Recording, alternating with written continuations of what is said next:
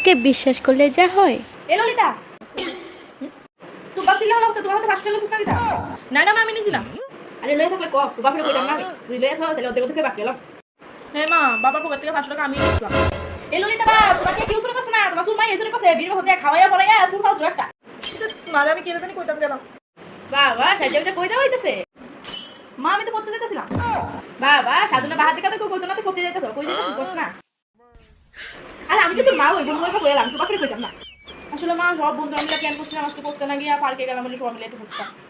এলো লিতা বাবা বাবা এর পড়াশোনা তো না গো পড়াশোনা না করে ঘুরতে যাইতাছে পার্কে। এলো লিতা শুন না হ্যাঁ মা বউ তুই বাবা একটা ভালো ফুলার কথা কইছিস। আরে তোর বাবা বন্ধু ফুলার সোনার দোকান আছে মা বিয়া এখন আমি কথা না মা তুই যদি কোনো পছন্দ থাকে তাহলে আমার কইলা। আসলে মা কলেজে আমার একটা পছন্দ করে ফুল আছে হ্যাঁ আমার খুব ভালো লাগে। এ ললিতা বাবা তোমার ফুলা দেখে লাভ দেখো তুমি নিজে ফুলা দেখে নিজে নিজে তোমার নিজে